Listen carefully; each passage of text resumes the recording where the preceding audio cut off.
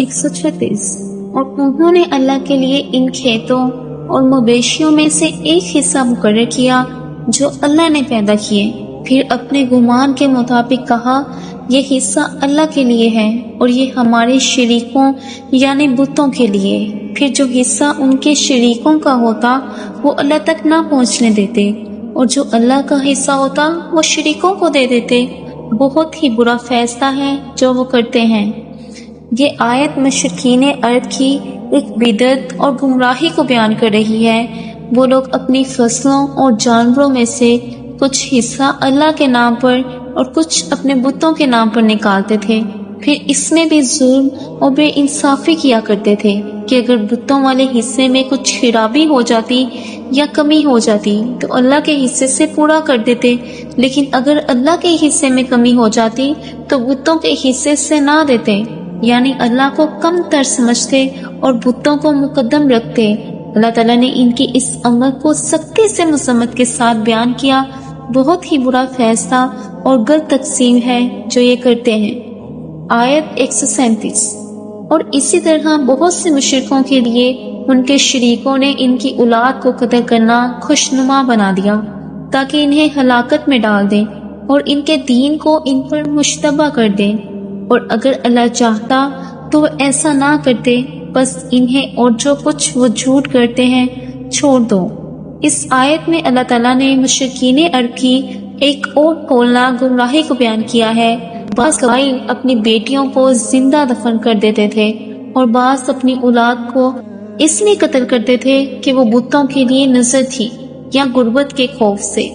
یہ عمل انہوں نے اپنے شریکوں کے بہکاوے سے کیا، اور شیطان نے ان کے دلوں میں یہ عمل خوبصورت بنا کر پیش کیا تاکہ وہ ہلاک ہوں اور دین کی راہ میں الجھن میں پڑ جائیں۔ اللہ تعالیٰ فرماتا ہے کہ اگر وہ چاہتا تو وہ ایسا نہ کرتے، لیکن یہ ان کے اختیار سے ہوا، اور اب انہیں ان کے حال پر چھوڑ دو اور ان کے جھوٹے عقیدوں اور من گھڑت باتوں کو بھی چھوڑ دو۔ آیت 138 اور وہ کہتے ہیں کہ یہ کچھ مویشی اور کھیتی ممنوع ہیں، جنہیں ہم چاہیں بس وہی ان سے کھائیں، یہ ان کا گمان ہے، اور کچھ مویشی ہیں جن کی پیٹھوں پر سواریاں حرام کر دی گئی ہیں، اور کچھ مویشی ہیں جن پر ذبح کرتے وقت اللہ کا نام نہیں لیتے۔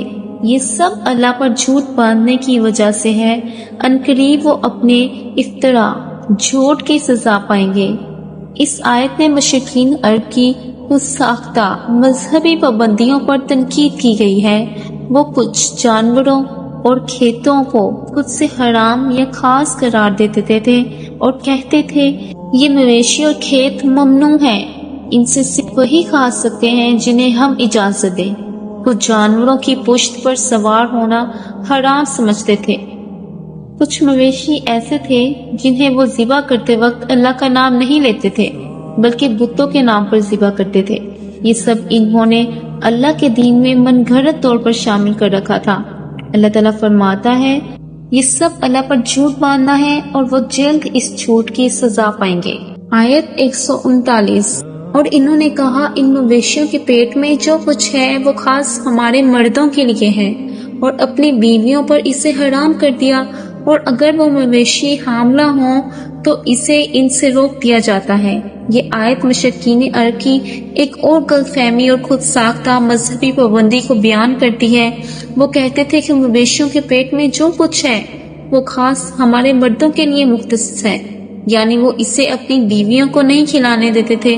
اس کے علاوہ اگر مویشی حاملہ ہوں تو وہ ان سے اس بچے کو بھی روک دیتے تھے تاکہ صرف مردوں کو فائدہ پہنچے۔ یہ بھی ایک ناجائز اور ظلم پر مبنی فیصلہ تھا جو انہوں نے خود سے بنا رکھا تھا۔